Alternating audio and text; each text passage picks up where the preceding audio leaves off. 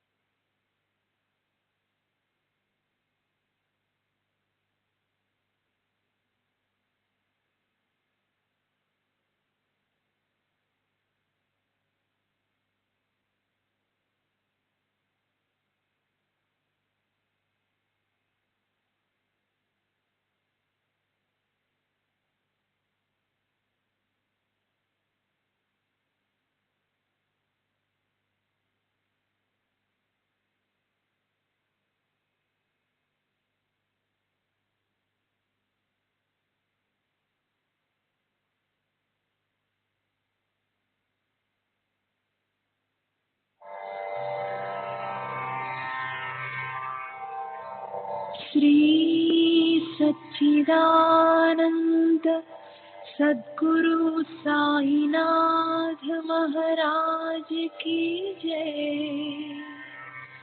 सद्गुरु श्री साईनाथुनि शरद बाबूजी की जय।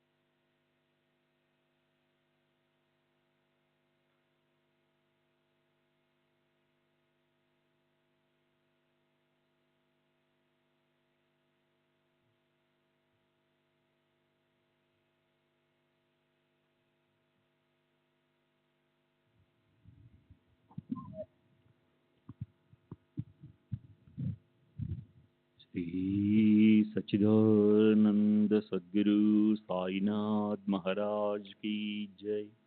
सद्गुरु श्री साईनाथ शरद बाबूजी की जय। श्री साई भक्त अनुभव संहिత దామోదర్ సావల్రామ్ రాస్నే ఉరఫ్ అన్నా రాస్నే, తండ్రి సావల్రామ్ రాస్నే, ఖాసార్, అహ్మద్ నగర్, ప్రస్తుత నివాసం పూనా. నా కుమారుడు తన జన్మ వృత్తాంతం గురించి చెప్పిందంతా వాస్తవమే. నేను సంతానాన్ని ఆశించి బాబాను దర్శించినప్పుడు వారు ఎంతో దయతో నన్ను ఆశీర్వదించారు. నేను కోపర్గాం స్టేషన్లో దిగి షిరిడికి చేరే మార్గంలో ఉన్న సమయంలోనే బాబా నేను వస్తున్నట్లు భక్తులకు చెప్పి నాకు ఇవ్వడానికి కొన్ని మామిడి పళ్ళు తీసుంచారు. నేను మసీదు చేరగానే ఆ పండ్లను నాకు ఇచ్చి ఆశీర్వదిస్తూ వాటిని నా చిన్న భార్యకి ఇవ్వమని ఆదేశించారు. ఆమెకు ముందు 2 మగపిల్లలు పుడతారని, వాళ్ళకి ఏ పేర్లు పెట్టాలో కూడా చెప్పారు. నేను ఆ పేర్లను గుర్తుగా నా డైరీలోని 3 పేజీలో వ్రాసి పెట్టాను. 15 నెలల తర్వాత బాబా చెప్పినట్టుగా ఒక బిడ్డ, కొన్ని సంవత్సరాల తర్వాత మరొక బిడ్డ కలిగారు. వారికి మామూలు హిందూ పేర్లతో పాటు బాబా చెప్పిన పేర్లను కూడా జత చేశాను. నేను బాబా సమాధి మీద కూర్చుని నాకు రెండవ మనవడిని ప్రసాదించమని ప్రార్థించాను. వారు వెంటనే నా కోరిక తీర్చారు. నేను ఎల్లప్పుడూ బాబా సలహా తీసుకున్న తర్వాతే ఏ పనైనా చేసేవాడిని. అందువల్ల ఎప్పుడు మంచి ఫలితాలే దక్కేవి. ఒకసారి నాకు సంబంధించి కేసు ఒకటి హైకోర్టుకు అప్పీల్ చేయబడింది. ఆ కేసు నిమిత్తం బొంబాయికి వెళ్ళమని మా లాయర్ నాకు జాబు రాశాడు. నేను అప్పుడు షిరిడీలో ఉన్నాను. బాబా నేను బొంబాయి వెళ్లేందుకు అనుమతించగా నన్ను షిరిడీలోనే ఉంచారు. నేను కోర్టుకు హాజరు కాకపోయినప్పటికీ తీర్పు నాకు అనుకూలంగా వచ్చింది. ఒకసారి నానాసాహెబ్ డెంగ్లే ఒక పెద్ద వెండి పళ్ళెం నిండా రుచికరమైన పదార్థాలు పెట్టి దానిని బాబా ముందుంచి ఆరగించమని ప్రార్థించాడు. అప్పుడు బాబా కేక వేయగానే ఒక నల్ల కుక్క పరుగున వచ్చి పళ్ళెంలోని పదార్థాలను తినసాగింది. అక్కడే నిలబడి చూస్తున్న నానాసాహెబ్ డెంగ్లే ఈ ఊరకుక్క కోసమేనా ఇంత కష్టపడి ఈ పదార్థాలను తయారు చేసింది అని మనసులో అసహ్యించుకున్నాడు. వెంటనే బాబా పళ్ళాన్ని అతని వైపు నెట్టి కోపంగా తీసుకుపో అన్నారు. ఇది జరిగినప్పుడు నేను అక్కడే ఉన్నాను. బాబా మూగజీవులను కడజాతి వాళ్లను తమతో సమానంగా భావించి ఆదరించేవారు. ఒకసారి నేను షిరిడీలో విందు ఒకటి ఏర్పాటు చేసి బాబా స్వయంగా రారని తెలుసు కాబట్టి వారికి బదులు బాలా పాటిల్ను విందుకు పంపమని అభ్యర్థించాను. నేను బాబా వద్దకు వెళ్లిన తొలి రోజులలో నేవాసాకు చెందిన బాలా పాటిల్ మసీదులో చిమ్మడం వంటి పనులతో పాటు బాబాకు పలు రకాల సేవలు చేస్తుండేవాడు. అతడు కడజాతివాడు. అతనిని ధూత్ ధూత్ అని అసహించుకుంటూ అవమానించకుంటే పంపుతామని బాబా చెప్పారు. నేను అలాగేనని వారికి హామీ ఇచ్చి బాలా పాటిల్ ఇంటికి తీసుకెళ్లాను. భోజనం తయారవగానే బాబాకు ప్రత్యేకించి ఒక పళ్ళెం పెట్టి వండిన వంటకాలన్నీ అందులో వడ్డించి బాబా రండి అని ఆహ్వానించాను. వెంటనే ఒక నల్లని కుక్క లోనికి ప్రవేశించి పళ్ళెంలోని పదార్థాలన్నింటినీ తిని వెళ్ళిపోయింది. అది తిన్నంత వరకు నేను గౌరవభావంతో వేచి ఉండి తర్వాత బాలా పాటిల్ను నాతో పాటు కూర్చోబెట్టుకుని అతిథులందరితో కలిసి భోంచేశాను. నా మనసు ఎప్పుడు బాబా ధ్యాసలోనే ఉంటుంది. తరచుగా వారి దర్శనం నాకు ఇక్కడే లభించేది. బాబా అప్పుడప్పుడు కఠినంగా తిట్టేవారు, కొట్టేవారు కూడా. అక్కల్కోట్ మహారాజు వంటి మహాత్ముల తిట్లు దెబ్బలు శుభాలను కలుగజేస్తాయని నాకు తెలుసు. అందువల్ల బాబా తిట్లను దెబ్బలను నేను అవమానంగా భావించేవాడిని కాదు. వారితో గల అనుబంధాన్ని నేను ఎప్పుడూ వదులుకోలేదు.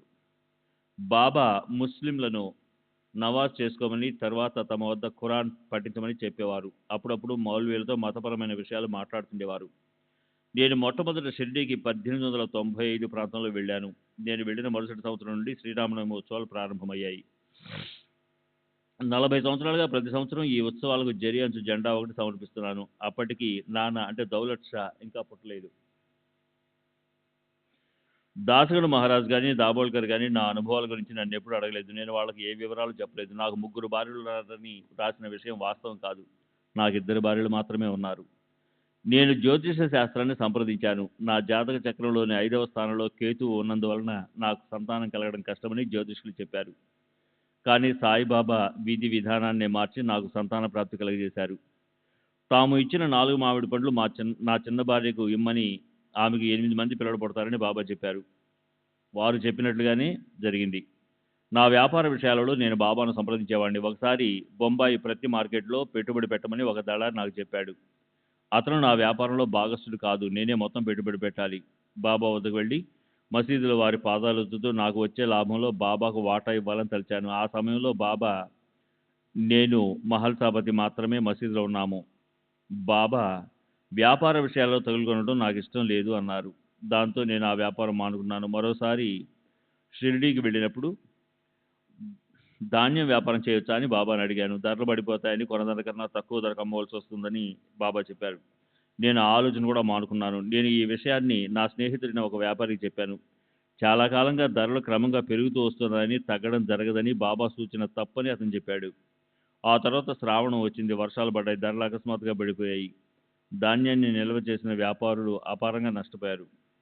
ఈ విషయంలో బాబా నన్ను కాపాడారు.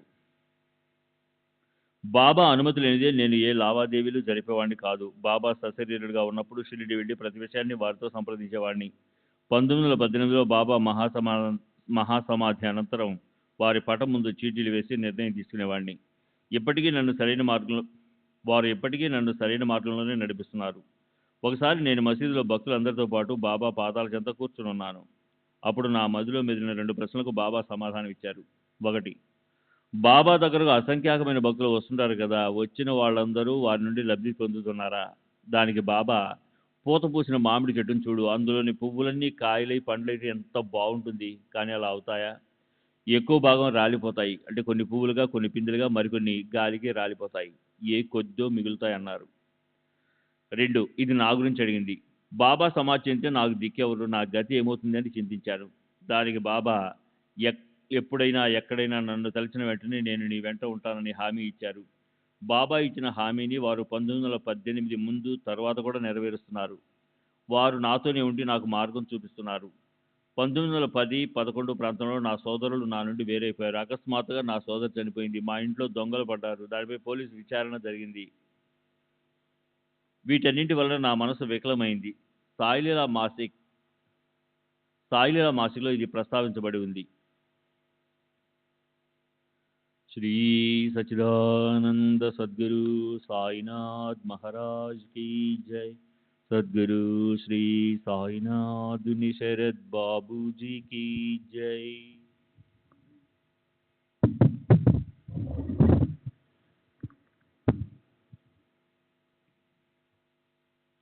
డిసెంబర్ 8వ తేదీ 1936, మార్చి 10వ తేదీ 1938.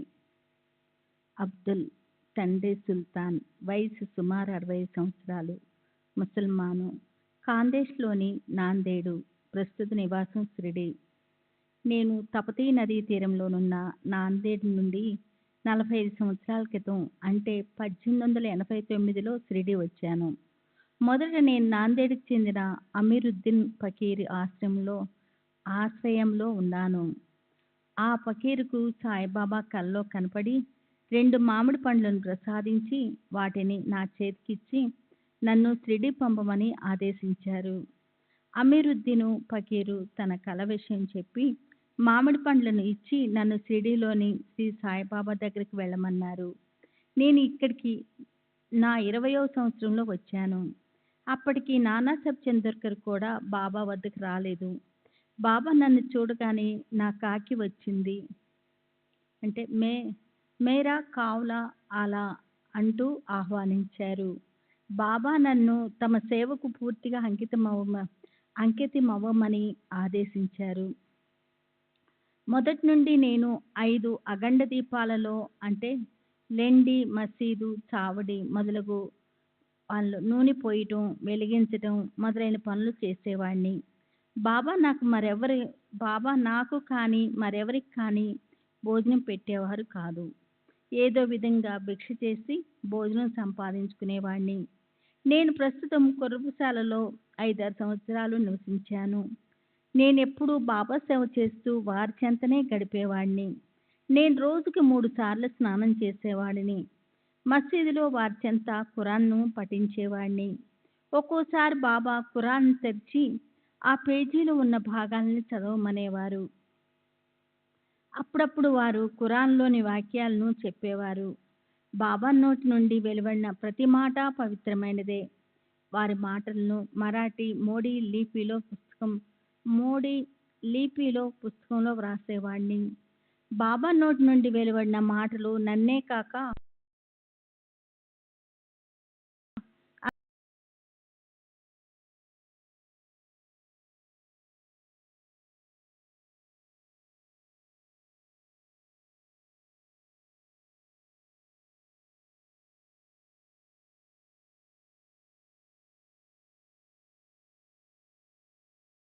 చేవాడిని.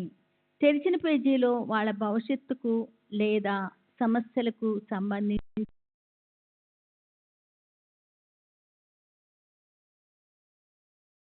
సాయం మందిరంలో ఒక బావిని త్రవ్వారు.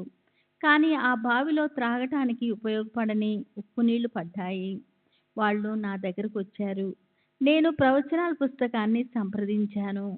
మరి కొంత లోతు తవ్వితే మంచినీళ్లు పడతాయని అందులో ఉంది. నేను వెళ్ళి మరి 2 అడుగులు త్రవ్వాను. మంచినీళ్లు పడ్డాయి. రెండవది బారిస్టర్ గాడ్గిల్కు సంబంధించిన విషయము. అతని కుమారుడు ఇంగ్లాండ్ వెళ్ళి ఉన్నాడు. అతను తిరిగి ఇండియా వస్తాడా లేక అక్కడే స్థిరపడతాడా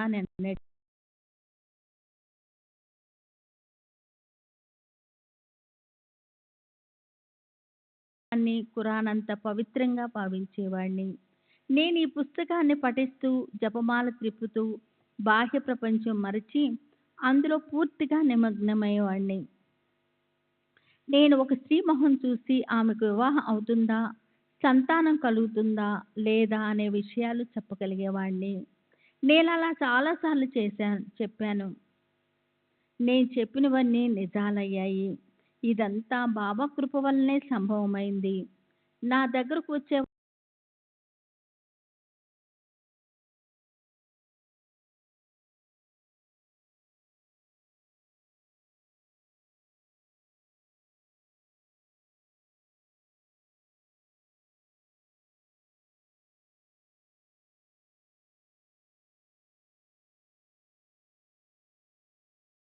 నుండి వారికి ఆ దీపం కనిపించేది కాదు.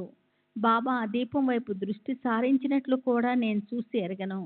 నేను బాబాకు లెండి ఇతర చోట్ల సేవ చేసేవాడిని. లెండిలో కుండల నిండా నీరు తెచ్చి పెట్టేవాడిని. బాబా 2 కుండల దగ్గర కూర్చొని నీటిని అన్ని దిక్కులకు చల్లేవారు. బాబా అలా ఎందుకు చేసేవారో, నీరు చల్లేటప్పుడు వారేదైనా మంత్రం ఉచ్చరించేవారో లేదో నేను చెప్పలేను. ఆ సమయంలో నేను తప్ప మరెవ్వరూ అక్కడ ఉండేవారు కాదు. బాబా చెంత నేను తప్ప ఇతర మహమ్మదీయులు ఎవరు ఖురాన్ కానీ ఇతర పవిత్ర గ్రంథాలను కానీ పారాయణం చేసినట్లు నేను ఎరగను. అప్పుడప్పుడు బాబా పవిత్రమైన పదాలు ఉచ్చరిస్తూ ఉండేవారు. వీటన్నిటినీ బాబా అనుమతితో పుస్తకంలో వ్రాసేవాడిని. ఈ పుస్తకాన్ని మీరు కానీ ఇతర భక్తులు కానీ చదవవచ్చును. దీనిలో లిపి దేవనాగరిలో కానీ మోడీలో కానీ ఉంటుంది. తర్వాత అబ్దుల్లా ఈ పుస్తకాన్ని బివి నసీర్ స్వామి చేతికిచ్చాడు. వారు పుస్తకాన్ని తెరిచి చూశారు. అది మరాఠీలో వ్రాయబడి ఉంది. అందులో బాబా నోటి నుండి వెలువడిన మాటలు ఉన్నాయి. మారుతి స్తోత్రాలున్నాయి. దేవుని యొక్క అవతారాలు ఉన్నాయి. హిందూ దశ అవతారాలతో మహమ్మద్ మరికొందరిని సాంప్రదాయబద్ధంగా జోడించి వరుసగా వ్రాయబడి ఉన్నాయి. దానికి తగ్గట్లే బాబా వారిని అనుసరించే అబ్దుల్ ఇద్దరు హిందూ అవతారాల పట్ల మారుతి పట్ల భక్తి ప్రపత్తులతో ఉండేవారు, ప్రార్థించేవారు. మార్చి 10, 1938 షిరిడీలో చెప్పిన విషయాలు. మహమ్మదీయులు ఎవరూ బాబాకు ఖురాను, షరీఫ్ వంటి పవిత్ర గ్రంథాలను చదివి వినిపించడం కానీ వాటిలోని విషయాలు వివరించమని అడగటం కానీ జరగలేదు. ఎంతోమంది ఫకీర్లు, ముస్లిం సాధువులు బాబా దగ్గర వచ్చేవారు. బాబా వారితో ఏ విషయాలు మాట్లాడేవారో నాకు తెలియదు. నేను ఎక్కువ సమయము బాబా సేవలోనూ వీధులను శుభ్రపరచడంలోనూ రాత్రంతా బాబా సన్నిధిలో ఖురాన్ చదవటం వంటి పనుల్లో నిమగ్నమై ఉండేవాడిని.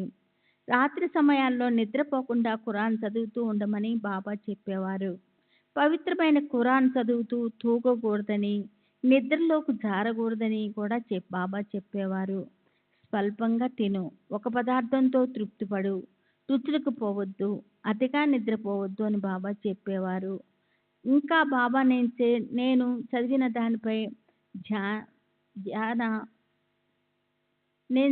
దానిపై ధ్యాస ఉంచమనేవారు. వారు నాతో నేను ఎవరిని విచారించమని చెప్పారు. నేను వారి సలహా పాటించి కొద్దిగా తిని రాత్రులు నిద్రపోకుండా ఖురాన్లోని శ్లోకాలను మననం చేసుకుంటూ ఉండేవాడిని. ఇలా చేసేటప్పుడు నేను మోకరిల్లే భంగిమలో ఉండేవాడిని. ఒక రాత్రి నేను బాగా అలసిపోయి ఉన్నందువల్ల దోసిల్లో మొహం పెట్టుకొని నిద్రలోకి జారుకోబోతున్నాను. అప్పుడు బాబా చంద్రుని చూడటానికి ప్రయత్నిస్తున్నావా అన్నారు. ఆ రాత్రి నేను నిద్రమత్తులో బాబా మీదకు ఒరిగిపోయాను. బాబా నా పాదాలపై నెమ్మదిగా తట్టడంతో మెలుకున్నాను.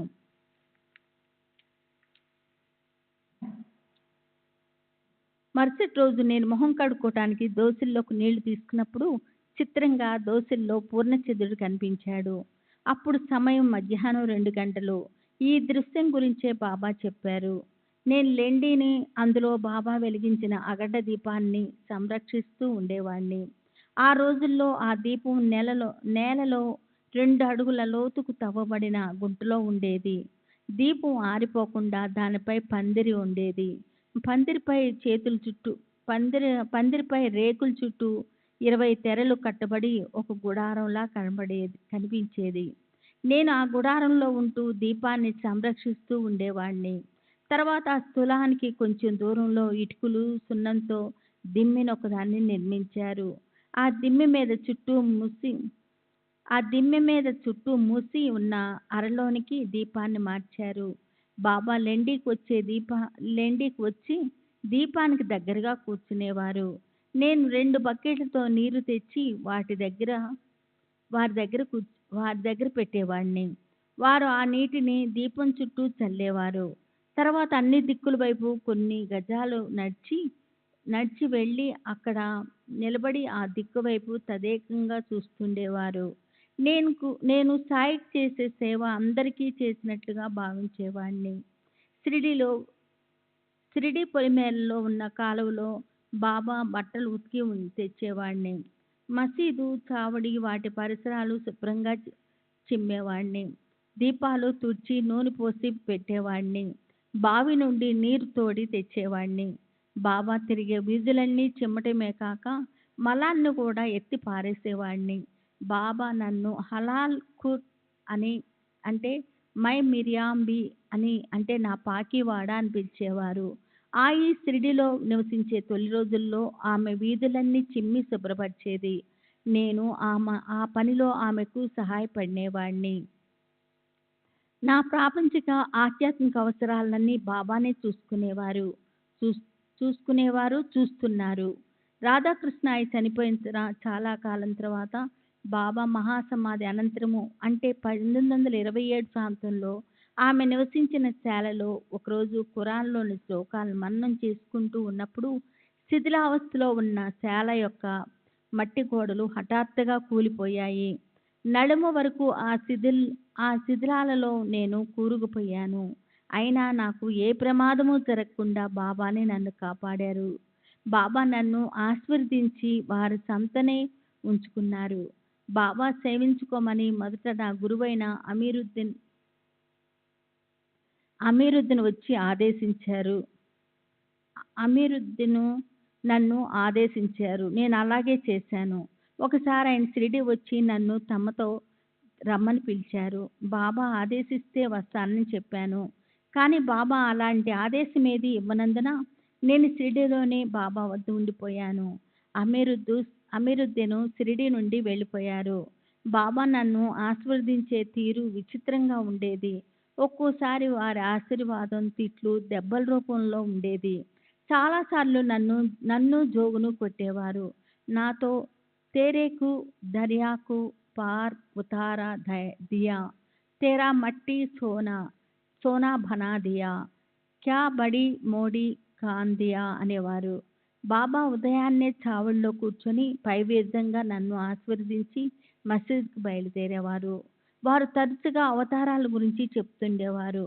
వారు చెప్పినవన్నీ ఈ పుస్తకంలో వ్రాయడం జరిగింది. అబ్దుల్లా ఒక పాత పుస్తకాన్ని తీసి చూపించారు. అందులో కొన్ని భాగాలు దేవనాగరిలో, కొన్ని మోడీలో, మరికొన్ని ఉర్దూలో ఉన్నాయి. ఇవి ఎవరు వ్రాసారో చెప్పేందుకు అతను ఇష్టపడలేదు. తోటి భక్తుల అభిప్రాయ ప్రకారం ఇవన్నీ వ్రాయటానికి కావలసిన పరిజ్ఞానం అబ్దుల్లాకు లేదని తెలిసింది. కానీ ఈ రచయిత బివి నరసింహస్వామి ప్రార్థన మేరకు పుస్తకంలో వ్రాసి ఉన్న ప్రవచనాలను అబ్దుల్ చదివి వినిపించాడు. శ్రీ సచ్చిదానంద సద్గురు సాయినాథ్ మహారాజ్ కీ జై. సద్గురు శ్రీ సాయినాథ్ శరత్ బాబూజీ కీ జై. శ్రీ సచ్చిదానంద సద్గురు సాయినాథ్ మహారాజ్ కీ జై. సద్గురు శ్రీ సాయినాథ్ శరత్ బాబూజీ కీ జై. బాబా అవతారాల గురించి చెప్పినది క్రింది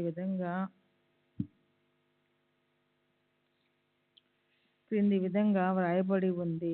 బాబా మొదట చెప్పింది ఓంకార్, ఓంకార్ సే భవకార్, बहुकार से आद, आद से अलेख, अलेख से निरंजन, निरंजन से निराकार, निराकार से नील, नील से अनिल, अनिल से शून्य।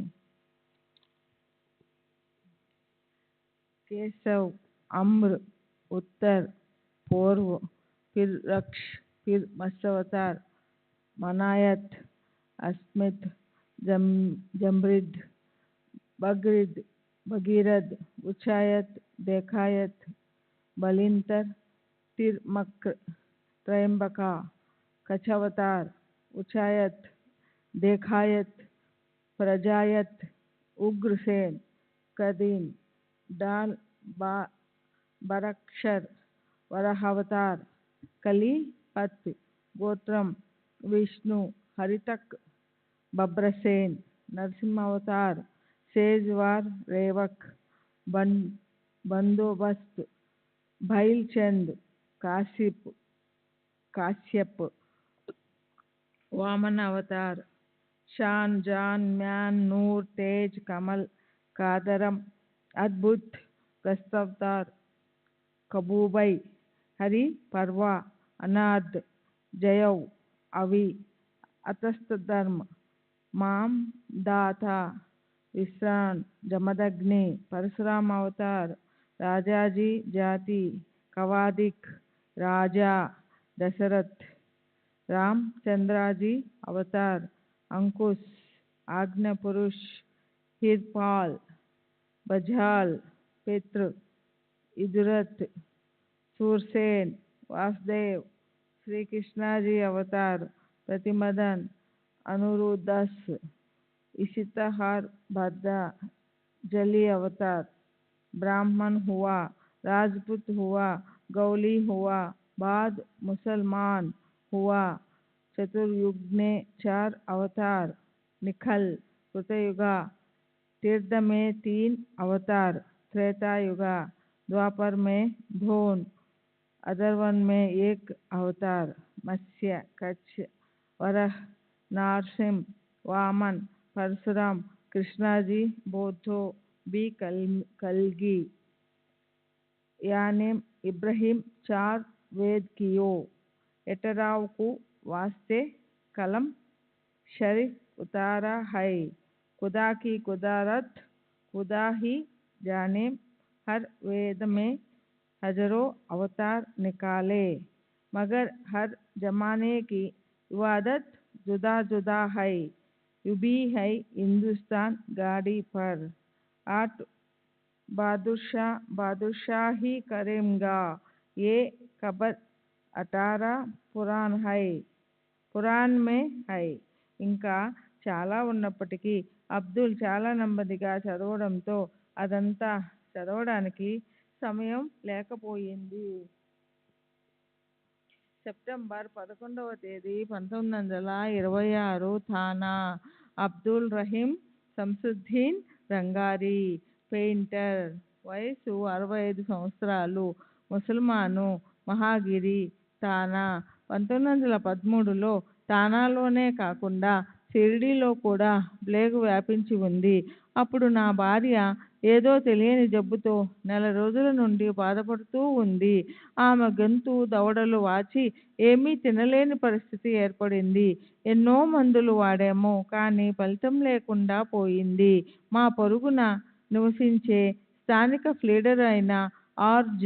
గుప్తే అతడు నా భార్యను షిరిడీలో ఉన్న సాయిబాబా వద్దకు తీసుకొని వెళ్ళమని, అలా చేస్తే ఆమె జబ్బు నయమవుతుందని సలహా ఇచ్చాడు. అతని సలహా పాటించి షిరిడీ బయలుదేరాం. ప్రయాణం మొదలైనప్పుడు ఆమె ఏమీ తినలేని పరిస్థితిలో ఉంది. కానీ మార్గం మధ్యలో జగత్పూరిలో ఆమె టీ త్రాగగలిగింది. నాసిక్లో కొంచెం ఆహారం తీసుకోగలిగింది. ఇది ఒక శుభ సూచకం. ఆమె త్వరగా కోలుకోసాగింది. మేము షిరిడీ చేరాము. నేను మసీదులోనికి వెళ్ళి బాబాకు నమస్కరించాను. వారు హిందుస్థానీలో మాట్లాడారు. బాబా, ఎక్కడి నుండి వస్తున్నావు? నేను, థానా. బాబా, దేనికోసం? నేను, నా భార్య గొంతు వాపుతో బాధపడుతూ ఉంది. గొంతు వాపుతో బాధపడుతూ ఉంది. బాబా, ఆమెను మసీదులోనికి రమ్మని చెప్పు. ఆమెను లోనికి తీసుకువెళ్ళాను. ఆమె బాబాకు నమస్కరించగా బాబా ఆమె శిరస్సుపై తమ హస్తాన్నుంచి భగవంతుడు మంచి చేస్తాడు, ఖుదా అచ్చా కరేగా అని ఆశీర్వదించారు. బాబా అడగకుండానే నేను వారికి రూపాయి 4 అణాల దక్షిణ సమర్పించాను. వారు స్వీకరించి ఊదీని ప్రసాదించారు. తరువాత మేము 2 గంటలు అక్కడే గడిపాము. నా భార్య గొంతు, దవడవాపు త్వరగా తగ్గిపోసాగాయి కనుక ఇంకా అక్కడ నుండి బయలుదేరవచ్చు అనిపించింది. కానీ బాబా నన్ను అక్కడే ఉండమన్నారు. నా భార్య 2 ఏళ్ల కొడుకుతో కొత్త ప్రదేశంలో ఉండడం ఇష్టం లేక బాబా అనుమతి తీసుకోకుండానే ఇంటికి బయలుదేరాము. మేము వచ్చిన టాంగా గ్రామంలో ఉంది. మేము దానిలోనే తిరిగి కోపర్గాంకు బయలుదేరాము. సగం దూరం వెళ్ళేంత వరకు మాకు ఏ ఇబ్బంది కలుగలేదు. కానీ కొద్దిసేపటి తర్వాత టాంగా ఇరుసు విరిగిపోయింది. అప్పుడు రాత్రి 10 గంటలయ్యింది. వేరే వాహన వసతి లేక నిర్మానుష్యమైన దారిలో చిక్కుకొని పోయాము. ఆ రాత్రి వేళ మేము అన్ని మైళ్ళ దూరం వెనుకకు నడవలేము, ముందుకు వెళ్ళలేము. మరో పక్క దారి దోపిడీ, దొంగల భయం, తలదాచుకునేందుకు చోటు లేక చలిలో వణుకుతూ 2 గంటలు గడిపాము. అటువంటి ఇబ్బందికర పరిస్థితి ఎవరికీ రాకూడదు. బాబా మాటలు పెడచెవిన పెట్టినందుకు చింతించాం. అర్ధరాత్రి దాటిన తరువాత ఏదో బండి వస్తున్న చప్పుడు వినిపించింది. బండివాడు తానావాలా అని అరుచుకుంటూ వస్తున్నాడు. నేను అతనిని ఆపి నేనే తానావాలా అని చెప్పాను. ఈ అర్ధరాత్రి సమయంలో మా దుస్థితి ఎలా తెలిసింది, ఇక్కడికి ఎలా వచ్చావు అని ఆ టాంగావాలాను అడిగాను. నన్ను బాబా పంపించారని అతను చెప్పాడు. ఎందుకోసం అని నేను అడిగాను. మిమ్మల్ని తీసుకువెళ్ళడానికి అని చెప్పాడు. తర్వాత మేము ఆ టాంగా ఎక్కి షిరిడీకి చేరాము. మేము మసీదు చేరేసరికి రాత్రి 1 లేక 2 గంటలై ఉంటుంది. బాబా మమ్మల్ని చూస్తూనే నా అనుమతి లేకుండా మీరు వెళ్ళారు, అందుకే ఇలా అయ్యింది అన్నారు. మీ అనుమతి తీసుకోకుండా వెళ్ళినందుకు క్షమించండి అన్నాను. అప్పుడు బాబా మమ్మల్ని ఆ రాత్రి మసీదు వద్దే ఉండమని చెప్పారు. తర్వాత వారు లోపలికి వెళ్ళి తమ సహజరీతిలో ధ్యాన నిమగ్నులయ్యారు. మరుసటి ఉదయం బాబా భిక్షకి వెళ్ళి రొట్టెలు, కూర తీసుకొచ్చారు. వారు కొంత తీసుకున్న తరువాత మిగిలినది మాకు ఇచ్చి తినమన్నారు. మేము తిన్నాము. బాబా ఇచ్చిన రొట్టెను నా భార్య తినగలిగింది. మేము షిరిడీలో ఆ రోజు గడిపిన 2 గంటల సమయంలో వారితో మాట్లాడినది చాలా తక్కువ. నేను బాబా చేతులకు, నుదుటికి చందనం పూసి ఉండడం గమనించాను. ముస్లింలు ఇలా చందనం పూసుకోరు కదా, మీరు ఎందుకు అంగీకరించారు అని బాబాను అడిగాను. బాబా జైసా దేశ్ తైసా వేష్, ఏ దేశంలో ఉంటే ఆ దేశ కాల పరిస్థితులకు అనుగుణంగా నడుచుకోవాలి అన్నారు. వాళ్ళు తమ దైవాలను పూజించడానికి బదులు నన్ను వాళ్ళ దేవునిగా భావించి పూజిస్తున్నారు. దానికి నేనెందుకు అభ్యంతరం చెప్పి వారిని నొప్పించాలి? నేను కూడా భగవంతుని భక్తుడినే అని కూడా అన్నారు. తర్వాత మా సంభాషణ ఇలా జరిగింది. బాబా నీవు నిన్న వచ్చి ఉంటే బాగుండేది. నేను ఎందుకు? బాబా నిన్న భజన జరిగింది. రాత్రంతా నేను ఏడ్చాను. వాళ్ళు నన్ను తిట్టారు. వాళ్ళు మిమ్మల్ని ఎందుకు తిట్టారు? బాబా నేను తిట్టారు అని చెప్తే అందరూ అర్థం చేసుకోలేరు, కానీ నువ్వు అర్థం చేసుకోగలవు. మహాత్ములు నింద స్తుతులను సమభావంతో స్వీకరిస్తారు. కొందరైతే స్తుతిని నింద అని వ్యవహరిస్తారు.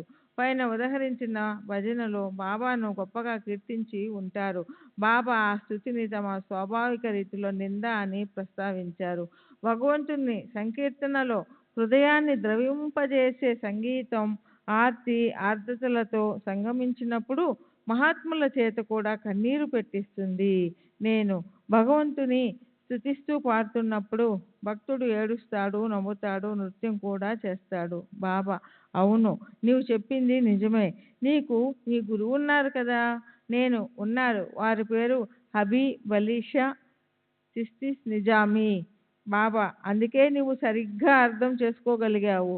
మా గురువు నేను ఇక్కడికి రావడానికి 12 సంవత్సరాల ముందే సమాధి చెందారు. వారు బయటకు వెళ్ళినప్పుడు భక్తులు సంగీత వాయిద్యాలతో ఆయన్ను అనుసరించేవారు. నాకు వెంటనే ఆ విషయం గుర్తుకు వచ్చింది. తర్వాత బాబా మాకు ఇంటికి వెళ్ళడానికి అనుమతించారు. నేను బయటికి వెళ్ళి టాంగా కోసం చూశాను. ఎంతసేపు చూసినా టాంగా కనపడలేదు. నేను తిరిగి వెళ్ళి బాబాకు ఆ విషయం చెప్పాను. బాబా, వెళ్ళి చూడు, అక్కడ ఒక టాంగా ఉంది అన్నారు. నేను వెళ్ళి చూశాను. నిజంగానే అక్కడ టాంగా ఉంది. అకస్మాత్తుగా అక్కడికి టాంగా ఎలా వచ్చిందో మాకు అర్థం కాలేదు. బాబా ఆశీర్వాదాలు పొంది మేము తిరిగి వచ్చాము. నా భార్య ఆరోగ్యం బాగయింది. ఆ తర్వాత 7 సంవత్సరాలకు ఆమె చనిపోయింది. నేను షిరిడీ వెళ్ళింది ఒకసారి మాత్రమే. అయినా నాకు బాబాపై అపార నమ్మకం ఏర్పడింది. ప్రతి రాత్రి నిద్రించే ముందు వారిని, ఇతర సాధువులను స్మరించుకుంటాను. నేను బాబాను ఆర్తిగా తలుచుకున్నప్పుడు వారు నాకు దర్శనమిస్తారు. సెప్టెంబర్ 26వ తేదీ 1936, బాంద్రా. రజాబ్ ఆలీ మహమ్మద్, కాంట్రాక్టర్, వయసు 49 సంవత్సరాలు, ఖోజా, టర్నర్ రోడ్, బాంద్రా. బాబా సమాధి చెందడానికి దాదాపు 8 సంవత్సరాల ముందు వారిని గురించి ఇక్కడి వాళ్ళు గొప్పగా చెప్పడంతో నేను బాబాను దర్శించాను. నేనప్పుడు నా వ్యాపార నిమిత్తం నాసిక్ వెళ్ళాను. నేను అక్కడికి వెళ్ళినప్పటికీ సరుకు అందివ్వడంలో జాప్యం జరిగింది. నాసిక్లో వ్యర్థంగా కాలం గడపడం ఇష్టం లేక షిరిడీ వెళ్ళి సాయిబాబాను దర్శించాను. నేను సాయిబాబాను అద్భుత శక్తులు కలిగిన గొప్ప మహాత్మునిగా భావించేవాడిని. ఆత్మజ్ఞానం కలవారికి మాత్రమే ఆ అద్భుత శక్తులు సాధ్యమవుతాయి. వారికి ఒక టెంకాయ, కలకండ సమర్పించాను. వారు నన్ను దక్షిణ అడగలేదు, నేను ఇవ్వలేదు. తర్వాత నేను ఈ రోజు కానీ లేదా రేపు ఉదయం కానీ బయలుదేరడానికి అనుమతించమని వారిని కోరాను. సాయిబాబా, అతను నీకు సరుకు ఇవ్వడానికి ఇంకా సిద్ధంగా లేడు అన్నారు. సరుకు ఇవ్వనప్పుడు నాసిక్లో నేను చేసేదేమీ లేదు. అందువల్ల సాయిబాబా సన్నిధిలోనే 2-3 రోజులు గడపడానికి నిర్ణయించుకుని అక్కడే ఉండిపోయాను. నేను ప్రత్యేకించి వారిని ఏ కోరికతోనూ దర్శించలేదు. వారిపై నాకున్న నమ్మకాన్ని దృఢపరిచేటట్లు చేయమని మాత్రం వారిని ప్రార్థించాను. వారిపై సంపూర్ణ విశ్వాసంతో చనిపోతే నాకు సద్గతి లభిస్తుందన్న ఉద్దేశంతో మనసులోనే దాని కొరకు వారిని ప్రార్థించాను. బాబా నా తలపై వారి హస్తాన్నుంచి ఆశీర్వదించారు. వారి ఆశీర్వాదం ఫలించి నా నమ్మకం క్రమేణా వృద్ధి చెందింది. బాబా ఊదీపై కూడా నాకు అపారమైన నమ్మకం ఉంది. ఈ ఊదీని ఛాతీకి, కళ్ళకు, నుదుటికి పూసుకొని బాబాను ధ్యానించేవాడిని. నా కష్టాలన్నీ సమసిపోయేవి. ఇంకా వివిధ సందర్భాలలో ఊదీని ఉపయోగించి సత్ఫలితాలు పొందేవాడిని. 5 సంవత్సరాల క్రితం నా గేదె ఒకటి ఈనలేక చాలా అవస్థపడింది.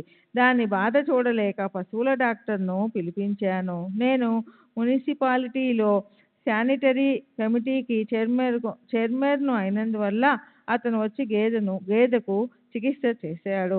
కానీ ప్రయోజనం లేకపోయింది. నేను బాబాను ధ్యానించి దాని తలపై ఊది రాశాను. 10 నిమిషాల తర్వాత అది సునాయాసంగా ఈనింది. అలా ఎన్నో సందర్భాలలో ఊది సత్ఫలితాలను ఇచ్చింది.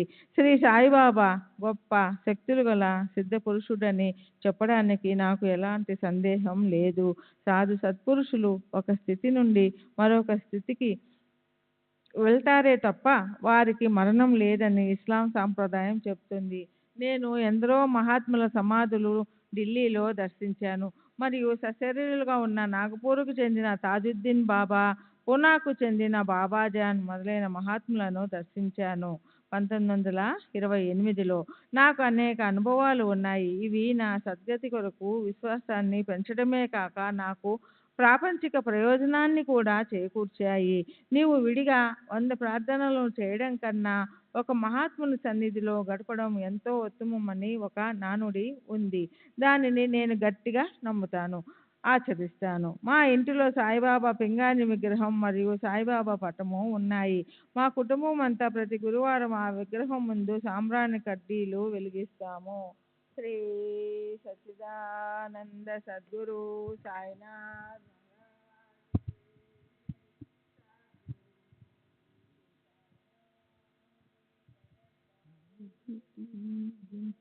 శ్రీ సచ్చిదానంద సద్గురు సాయినాథ్ మహారాజ్ की जय. సద్గురు శ్రీ సాయినాథుని శరత్ బాబూజీకి జై. డిసెంబర్ 15వ తేదీ 1936 బాంద్రా. ఆదం దళాలి, ఎస్టేట్ బ్రోకరు, దళారి. వయస్సు సుమారు 70 సంవత్సరాలు. నౌఫాడ్ మసీదు దగ్గర బాంద్రా. నేను ఎంతో కాలం నుండి శ్రీ సాయిబాబా భక్తుడను. వారితో నాకున్న అనుభవాలు శ్రీ సాయిలీలా మాసిక్ పత్రికలో ప్రచురింపబడ్డాయి. చాలా కాలం నుండి నేను బాబా వద్దకు వెళుతున్నాను. వారు దయామయులు, గొప్ప దాతృత్వము గలవారు. వారు నాకు ఎన్నో సందర్భాలలో సహాయపడ్డారు. ముఖ్యమైనవి కొన్ని వివరిస్తాను. నా కుమారుని వివాహం జరపదలచి బాబా అనుమతి కోసం వారిని ఎన్నోసార్లు ప్రార్థించాను. అడిగిన ప్రతిసారి బాబా వాయిదా వేస్తూ వచ్చారు. నేను ఎన్నో ఉత్తరాలు కూడా రాశాను. ప్రతిసారి వారి దగ్గర నుండి వచ్చే సమాధానం అల్లా మాలిక్ హై అని మాత్రమే. ఇలా 3 సంవత్సరాలు గడిచిన తరువాత వారు నా కుమారుని వివాహానికి అంగీకరించడమే కాక తేదీని కూడా నిర్ణయించి వివాహం జరిపించమని నన్ను ఆదేశించారు. నేను సంతోషించాను. కానీ నేను పేదవాడిని అయినందువల్ల నా దగ్గర డబ్బు లేదు. పెండ్లి కుమార్తె తరపున ఖర్చులు కూడా నేనే భరిస్తానని ఒప్పుకున్నాను. నేను బాబా సహాయాన్ని ఆర్థించాను. నాకు బాబా ఎలా సహాయపడ్డారో వివరిస్తాను. వివాహానికి 10 రోజుల ముందు నాకు అనుకోని విధంగా ఒక పని దొరికి వెంటనే డబ్బు సమకూరింది. నాకు కొంత ఊరట కలిగింది. ఆ విధంగా వివిధ పనుల ద్వారా అందిన డబ్బుతో నా కుమారుని వివాహాన్ని బాబా నిర్ణయించిన తేదీకే జరిపించగలిగాను. 1913 నుండి 14. బాబా మహాసమాధికి కొంతకాలం ముందు నా వ్యాపారానికి సంబంధించిన విషయంలో వారు సహాయం చేశారు. ఒక వ్యక్తి తన భవంతిని తాకట్టు పెట్టి మార్వాడి దగ్గర డబ్బు తీసుకున్న వ్యవహారంలో నేను దళారిగా ఉన్నాను. ఆ భవంతి తాలూకు పట్టా కాగితాలు కలెక్టర్ మంజూరు చేసినట్లుగా ఉన్నాయి. కానీ తరువాత అవి నిజమైనవి కావని, నకిలీవని తేలాయి. నాకు ఆ వ్యక్తి గురించి కానీ ఆ పత్రాల గురించి కానీ ఏమీ తెలియదు. కానీ నకిలీ పత్రాలు ఉపయోగించినందుకు నా మీద మరియు ఆ వ్యక్తి మీద పోలీసులు ఛార్జీ షీటు దాఖలు చేశారు. నేను బాబా దగ్గరికి వెళ్ళి వారి సహాయం కొరకు ప్రార్థించాను. బాబా, భయపడకు, అంతా సవ్యంగా జరుగుతుంది అన్నారు. నేను టెండూల్కర్ ఇంటికి వెళ్ళి ఆయన శ్రీమతితో బాబాను నా కొరకు ప్రార్థించమని వేడుకుని ఆమెను నీవు విడుదలవుతావు అని అనమన్నాను. ఆమె అలాగే అన్నది. ఆ రోజే కేసు నుండి నన్ను విడుదల చేశారు. ఆ కుదవ పెట్టిన వ్యక్తిని కోర్టులో ప్రవేశపెట్టి నన్ను ప్రభుత్వ న్యాయవాది తరపు సాక్షిగా విచారించారు. ప్రాపంచిక విషయాలలో నాకు ఎన్నో అనుభవాలు కలిగాయి, కానీ నాకు అవి ఇప్పుడు గుర్తులేవు. నేను ఖురాను చదవలేదు. బాబాను ఆధ్యాత్మిక విషయాల గురించి అడగనూ లేదు. బాబా కూడా నన్ను ఖురాను చదవమని చెప్పడం కానీ నాతో ఆధ్యాత్మిక విషయాలు మాట్లాడటం కానీ చేయలేదు. కానీ బడే బాబాతో మాత్రం ఖురాను చదవమని బాబా చెబుతుండేవారు. ముస్లిం పండితులు కానీ ప్రముఖులు కానీ బాబాను దర్శించినట్లుగా నాకు గుర్తులేదు. బాబా వివిధ రూపాలలో నా దగ్గరికి వచ్చి పరీక్షించేవారు. ఒకసారి ఒక బ్రాహ్మణునిగా నా దగ్గరికి వచ్చి భిక్ష అడిగారు. నేను అతనికి 2 అణాలు ఇచ్చి పంపాను. మరొకసారి ఒక మార్వాడిగా వచ్చి తనకు ఆకలిగా ఉందని చెప్పారు. నేను అతనికి 4 అణాలు అనగా పావలా ఇచ్చి మార్వాడి హోటలులో భోంచేయమని చెప్పి పంపాను. ఆ తరువాత నేను షిరిడీ వెళ్ళినప్పుడు బాబా కొన్ని ప్రత్యేకమైన సూచనల ద్వారా నా వద్దకు ఆ రూపాలలో వచ్చినట్లు తెలియజేశారు. ఇంకోసారి ఆ 2వ సందర్భం గురించి చెబుతూ బాబా నన్ను చూపించి షిరిడీలో ఒక భక్తునితో నేను ఇతని వద్దకు వెళ్ళాను, ఇతడు నన్ను మార్వాడి హోటలుకు పంపి భోంచేయమన్నాడు అని చెప్పి నా నమ్మకాన్ని దృఢపరిచారు. బాబా ఊదిని, తీర్థాన్ని నేను ఎల్లప్పుడూ ఉపయోగిస్తాను. వాటిపై నాకు అపారమైన నమ్మకం ఉంది. నేను మా ఇంట్లో బాబా పటాన్ని పెట్టి ప్రతిదినం ఫోటో ముందు సాంబ్రాణి కడ్డీలు వెలిగిస్తాను. నేను ఇప్పటికీ షిరిడీకి వెళుతుంటాను. డిసెంబర్ 8వ తేదీ 1936 షిరిడి. నందారాం శివరాం మార్వాడి, షరాబు వ్యాపారి, వయస్సు 70 సంవత్సరాలు. తండ్రి శివరాం మార్వాడి, షిరిడి. షిరిడీలో 2వసారి ప్లేగు వ్యాపించినప్పుడు అనగా 1911 గ్రామస్తులందరూ షిరిడీ విడిచి వెళ్ళడం ప్రారంభించారు. అలాంటి సమయంలో నేను వీధిలో వెళుతుండగా మారుతి ఆలయం వద్ద ఉన్న కొంతమంది నన్ను చూసి నా కళ్ళు ఎర్రగా ఉన్నాయని, జ్వరం వల్ల నాకు ప్లేగు సోకి ఉంటుందని అన్నారు. నేను భయంతో వణికిపోయాను. గ్రామస్తుల సలహాపై మారుతి దేవాలయానికి గుర్రంపై వెళ్ళి నూనె దీపం వెలిగించి టెంకాయ కొట్టి నన్ను కాపాడమని మారుతిని వేడుకున్నాను.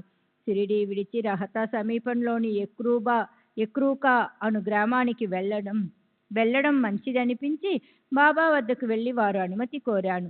నేను అక్కడికి వెళ్ళని అవసరం లేదని, నేను మరణించే ప్రసక్తే లేదని బాబా అభయం ఇచ్చారు. ఇంకా నేను చనిపోయేంత వరకు నిన్ను చావనివ్వను అని హామీ ఇచ్చి ఊది ప్రసాదించారు. నేను షిరిడీలోనే ఉండిపోయాను. నా జ్వరం తగ్గిపోయింది. అక్టోబర్ 15వ తేదీ 1936 నాసిక్. లక్ష్మణ్ గోవింద్ ముంగే, అర్జీల లేఖకుడు, వయస్సు 72 సంవత్సరాలు, నెంబర్ 43, మెయిన్ రోడ్డు, నాసిక్. నేను బాబా దగ్గరకు 46 సంవత్సరాల క్రితం వెళ్ళాను. మా బంధువులైన వామన్ రావు రంగనాథ్ బిజ్పూర్కర్, అతని సోదరుడు సఖారాం షిరిడీలో ఉండేవారు. వాళ్ళు ఇప్పుడు లేరు. నేనప్పుడు చిదంబర కేశవ గాడ్గిల్ అను సీనియర్ మమల్తదార్ వద్ద గుమాస్తాగా పనిచేస్తూ ఉండేవాడిని. ఒకసారి చిదంబర కేశవ గాడ్గిల్, నానాసాహెబ్ నిమోన్కర్లు బాబాను దర్శించడానికి షిరిడీ వెళుతుండగా వారితో నేను వెళ్ళాను. ఆ మునుపటి రాత్రి గదిలో మేము ముగ్గురం మాత్రమే ఉండగా పడుకోబోయే ముందు గాడ్గిల్ బాబాకు సమర్పించడానికి కొన్ని ఖర్జూరపు పండ్లు, సాంబ్రాణి కడ్డీ ప్యాకెట్టు, ₹1 ప్రత్యేకించి విడిగా పెట్టుకున్నాడు. మరుసటి ఉదయం మేము ముగ్గురం బాబాను దర్శించాము. ముస్లిం ఫకీరైన బాబాను హిందువులు పూజించడం చూసి నేను ఆశ్చర్యపోయాను. అప్పుడు బాబా గాడ్గిల్ను నా ఖర్జూరపు పండ్లు, సాంబ్రాణి కడ్డీ ప్యాకెట్టు, ₹1 నాకివ్వు అన్నారు. ఈ మాటలు విని నేను నిశ్చేష్టుడయ్యాను. వారు సర్వజ్ఞులని అర్థమయ్యింది. గాడ్గిల్ ఆ మూడింటిని బాబాకు సమర్పించాడు. బాబా స్వీకరించారు. నానాసాహెబ్ నిమోన్కర్ తనంతట తానే బాబాకు ₹10 నోటు ఇవ్వపోయాడు. నేను ఫకీరును, ఈ డబ్బును తీసుకోను అంటూ బాబా తిరస్కరించారు. తరువాత గాడ్గిల్ నుండి స్వీకరించిన వాటిని క్రింద విధంగా ఉపయోగించారు. మసీదులో వెలిగించే దీపాలకు నూనె పోయడానికి రూపాయిని నూనె వర్తకునికి ఇచ్చారు. సాంబ్రాణి కడ్డీలు వెలిగించి పెట్టారు. ఖర్జూరపు పండ్లను అక్కడున్న భక్తులకు పంచారు. ఇది చూసిన తరువాత బాబా ఒక మహనీయులని, వారిని పూజించడం సరి అయినదే అనిపించింది. నా 26వ ఏట 1890లో నేను బాబాను దర్శించాను. వారప్పుడు రహతాలోని మారుతి దేవాలయంలో ఉన్నారు. నా వివాహం నిశ్చయమైంది. కానీ పెళ్లి కూతురును అలంకరించడానికి నా దగ్గర నగలు లేవు. రహతాలో ఉన్న మా మేనత్త భర్త నుండి సహాయం పొందడానికి వెళ్ళాను. బాబాను దేవాలయంలో చూసి వారి వద్దకు వెళ్ళగా, బిడ్డారా, నిన్న నీ గురించే ఆలోచిస్తున్నాను అంటూ ఆహ్వానించారు. బాబా తమ కాళ్ళు వత్తమన్నారు. నేను అలాగే చేశాను. వారు నాకు ఒక మామిడి పండు ఇచ్చి తినమన్నారు. నేను తిన్నాను. అది ఎంతో మధురంగా ఉంది. తరువాత బాబా నన్ను ఇలా ప్రశ్నించసాగారు. బాబా, నువ్వు దేనికోసం వచ్చావు? నేను, నా వివాహం నిశ్చయమైంది. నా వద్ద నగలు లేవు. వాటిని అరువు తీసుకోవడానికి వచ్చాను. బాబా, ఎవరికి ఎవరు ఇచ్చేదెవరు, పుచ్చుకునేదెవరు? అవసరానికి ఎవరూ సహాయం చెయ్యరు. నీకు అవసరమైతే ₹1000 గాని, ₹2000 గాని, వాటికి సరిపడా నగలు నా దగ్గర నుండి తీసుకో. గోనగుడ్డలు ధరించి చేతిలో ఒక రేకు డబ్బా పట్టుకుని ఉన్న ఈ ఫకీరు నాకు ఇవన్నీ ఎలా ఇవ్వగలరని తలచాను. నేను అక్కడి నుండి మా మేనత్త ఇంటికి వెళ్ళాను. మా మామతో నా అవసరాన్ని గురించి చెప్పాను. మా మామ తన దగ్గర నగలేమీ లేవని చెప్పాడు. ప్రస్తుతానికి వివాహం వాయిదా వేసుకోక తప్పదన్న బాధతో వెనుదిరిగాను. అదే సమయంలో నా స్నేహితుడొకడు కలిశాడు. అతడికి విషయమంతా చెప్పాను. అతని మధ్యవర్తిత్వంతో సిన్నేరుకు చెందిన ఒక గుజరాతీ షావుకారు కాలి అందలు, ముక్కు పుడక అరువుగా ఇచ్చాడు. తరువాత 30 తులాల బంగారంతో నాకు అవసరమైన నగలు ఒక్క రోజులో తయారు చేయించి అప్పుగా, అంటే వడ్డీ చెల్లించేటట్లు ఇచ్చాడు. అనుకున్న ముహూర్తానికే నా వివాహం జరిగింది. ఈ విధంగా నా స్నేహితుడు మరియు గుజరాతీ షావుకార్ల ద్వారా నాకు సహాయం అందేలా చేసి బాబా తాము ఇచ్చిన మాటను నిలబెట్టుకున్నారు. ఈ సంఘటన జరిగిన తరువాత నేను ప్రతి సంవత్సరం షిరిడీ వెళ్ళి బాబాను దర్శించుకునేవాడిని. నాకు మొదట్లో కొంతమంది బిడ్డలు కలిగారు. కానీ వాళ్ళు అల్పాయుష్కులు. ఇలా కొంతకాలం గడిచిన తరువాత 1912లో నేను బాబాను దర్శించి నా దురదృష్టానికి దుఃఖిస్తూ నాకు దీర్ఘాయువు గల ఒక కుమారుని ప్రసాదించమని ప్రార్థించాను. వారు, నువ్వు ఎందుకు ఒక్క పిల్లవాడినే కోరుకుంటావు?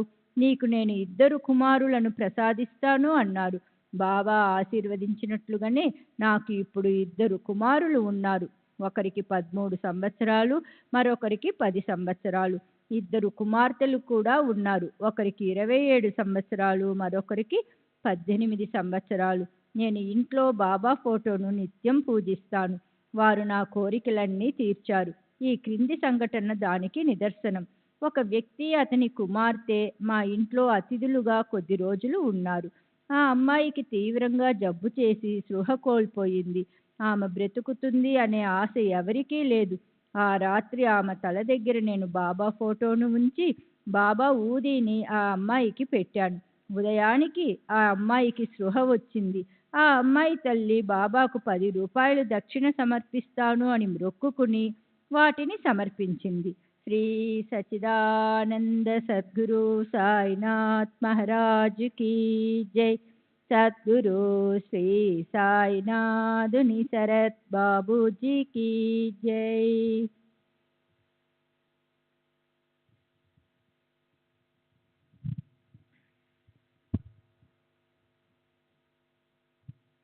శ్రీ సచ్చిదానంద సద్గురు సాయినాథ్ మహారాజ్ కీ జై. సద్గురు శ్రీ సాయినాథ్ శరత్ బాబూజీ కీ జై.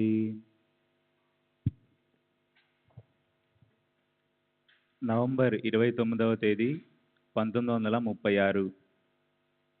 గంగాధర్ విష్ణు క్షీరసాగర్, టెలిగ్రాఫ్ హెడ్ సిగ్నలర్, నీటిపారుదల శాఖ, సోనావాడి, కోపర్గాం. వయసు 51 సంవత్సరాలు. దేశస్థ బ్రాహ్మణుడు. స్వగ్రామం నెవాస. నాకు 5 సంవత్సరాల వయసున్నప్పుడు నా తండ్రి చనిపోయాడు. నేను, మా అమ్మ, మా మేనమామ దగ్గర ఉండేవాళ్ళం. మాకు కొన్ని పొలాలుండేవి. కొంత పొలాన్ని బాబా భక్తుడైన బాలా నేవాస్కర్కు కౌలుకిచ్చాం. కానీ కొంతకాలానికి బాలా మా పొలానికి తానే హక్కుదారుడనని ప్రకటించుకున్నాడు. మా తరపున మా మేనమామ వెళ్ళి అతనిని నిలదీశాడు. బాలా ఈ సమస్యను శ్రీ సాయిబాబా సమక్షంలో పరిష్కరించుకుందామని చెప్పడంతో అతని మాట ప్రకారం మా మేనమామ, తల్లి, బాలా నేవాస్కర్లు షిరిడీ వెళ్ళారు. మా అమ్మను, మామయ్యను అంతకు మునుపు బాబా ఎరుగరు. వాళ్ళు ద్వారకామాయ చేరి బాబాకు నమస్కరించే లోపే బాబా బాలా నేవాస్కర్తో, ఎందుకు నా బిడ్డలను అవస్థ పెడతావు? ఆ పొలాన్ని వారికి స్వాధీనం చెయ్యి అని చెప్పారు. మేము తిరిగి నెవాసా వెళ్ళాము.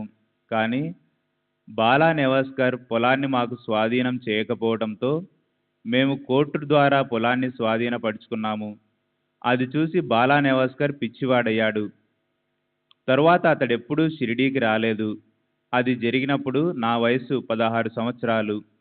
నేనెప్పుడూ సాయిబాబాను దర్శించలేదు. మా మామ, తల్లి మాత్రం అప్పుడప్పుడు వారిని దర్శించేవారు. 2 సంవత్సరాల క్రితం నేను సోనావాడికి, అంటే షిరిడీ నాసిక్ మార్గంలో బదిలీ చేయబడ్డాను. అప్పటి నుండి నేను షిరిడీ వెళ్ళి సాయి మందిరంలో పాటలు పాడుతున్నాను. నాకు 21/6/1935 నాడు ఒక కల వచ్చింది. ఆ కలలో బాబా నా ముందు నిలుచొని, ఇంకా నిద్రపోతున్నావా? ఈరోజు నీ ఇల్లు నీకు స్వంతం చేస్తూ కోర్టు ఉత్తర్వు వచ్చింది. షిరిడీలో జాతర జరుగుతుంది, రా భోజనం చేయి అంటూ భోజనాల గదికి తీసుకువెళ్లారు. నేను భోజనం చేసి వారికి నమస్కరించాను. తరువాత నాకు మెలకువ వచ్చింది. 4 రోజుల తర్వాత నా సోదరుని నుండి నాకు ఒక జాబు వచ్చింది. అందులో మా ఇంటికి సంబంధించి అహ్మద్నగర్ జిల్లా కోర్టు మాకు అనుకూలంగా తీర్పు ఇచ్చిందని రాసి ఉంది. కోర్టు తీర్పు ఇచ్చిన రోజు, నాకు కల వచ్చిన రోజు ఒకటే కావడం విశేషం. దీనివలన నాకు బాబాపై ఉన్న నమ్మకం మరింత బలపడింది. డిసెంబర్ 9వ తేదీ 1936, షిరిడీ.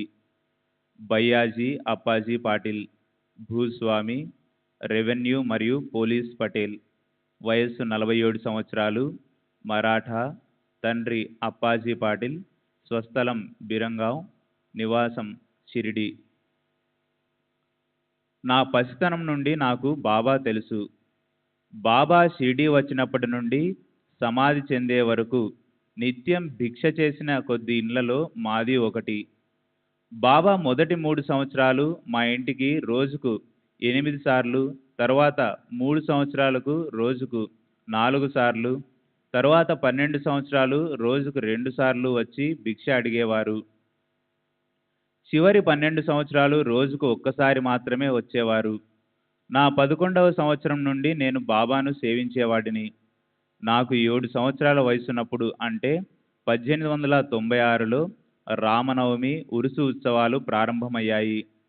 అప్పుడే చందనం పూసి తమను పూజించుకోవడానికి హిందువులను, మసీదులో తమ ముందు ఖురాను చదివేందుకు ముస్లింలను బాబా అనుమతించారు. ఈ ఉరుసు ఉత్సవం అప్పా కులకర్ణిచే ప్రారంభించబడింది. అతను ఒక డబ్బు అపహరణ కేసులో ఇరుక్కొని బాబా కృప వలన బయటపడ్డాడు. అందుకు కృతజ్ఞతగా బాబాకు ఉరుసు ఉత్సవం జరిపించాడు.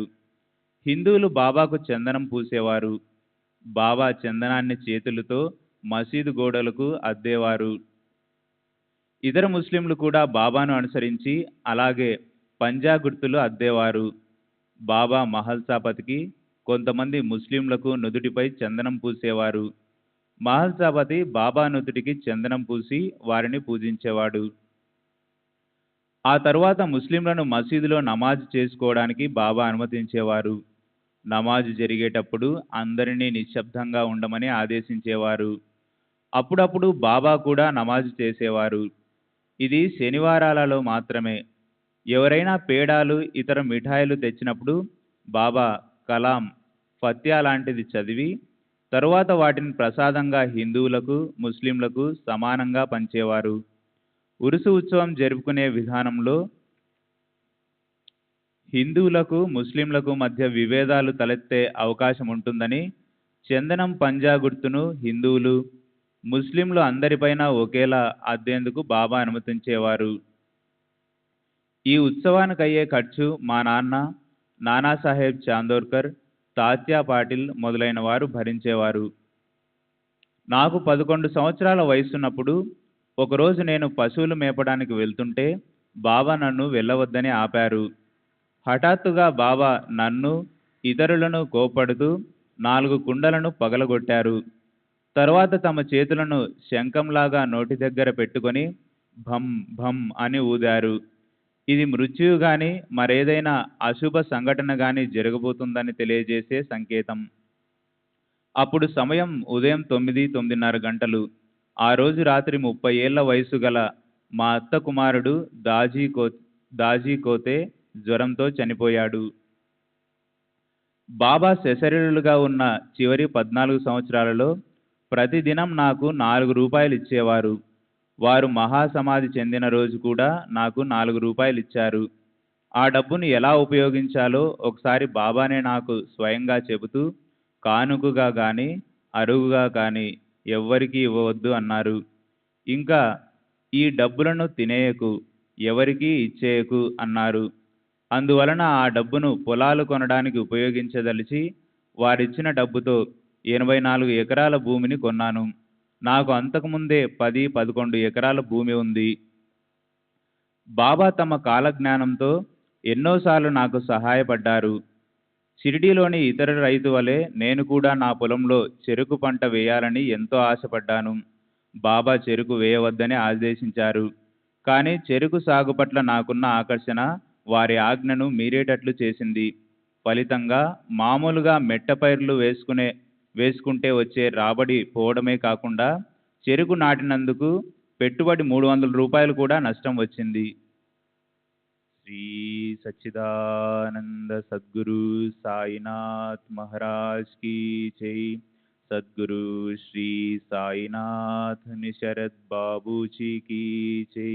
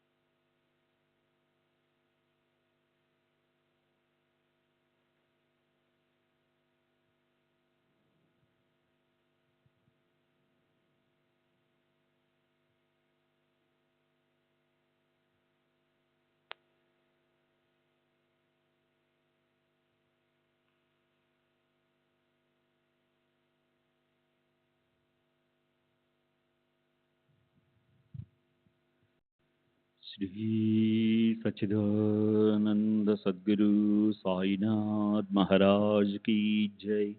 सद्गुरु श्री साईनाथ शरद बाबू जी की जय। साई रहम नजर करना, बच्चों का पालन करना।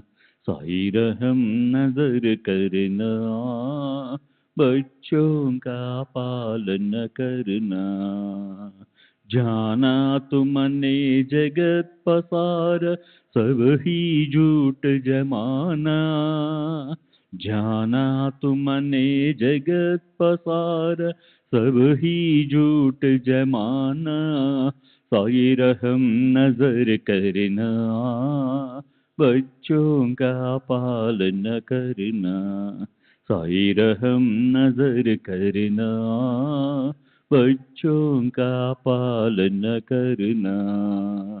मैं अंधा हूँ बंदा आपका, मुझसे पद दिखलाना। मैं अंधा हूँ बंदा आपका, मुझसे पद दिखलाना। साई रहम नजर करना, बच्चों का पालन करना। साई रहम नजर करना, बच्चों का पालन करना। दास गणों कहे अब क्या बोलूं, थक गई मेरी रसना। दास गणों कहे अब क्या बोलूं, थक गई मेरी रसना। साई रहम नजर करना, बच्चों का पालन करना। साई रहम नजर करना, बच्चों का पालन करना। रहमो नजर करो अब मोरे साई, तुम बिना नहीं मुझे माँ बाप भाई। रहमो नजर करो मैं अंधा हूँ बंदा तुम्हारा। मैं अंधा हूँ बंदा तुम्हारा। मैं ना जानू मैं ना जानू मैं ना जानू अल्लाह इलाही। रहमो नजर करो रहमो नजर करो अब मोरे साई। तुम बिना नहीं मुझे माँ बाप भाई। रहमो नजर करो काली जमाना मैंने गमाया। काली जमाना मैंने गमाया। साथी आखिर का साथी आखिर का साथी आखिर का तुम बिन कोई। रहमो नजर करो रहमो नजर करो अब मोरे साई। तुम बिना नहीं मुझे माँ बाप भाई। रहमो नजर करो अपने मस्जिद का झाड़ू गड़ो है। अपने मस्जिद का झाड़ू गड़ो है। मालिक हमारे मालिक हमारे मालिक हमारे तुम बाबा साई। रहमो नजर करो रहमो नजर करो अब मोरे साई। तुम बिना नहीं मुझे माँ बाप भाई। रहमो नजर करो। श्री सच्चिदानंद सद्गुरु साईनाथ महाराज की जय। सद्गुरु श्री साईनाथ शरद बाबू जी की जय।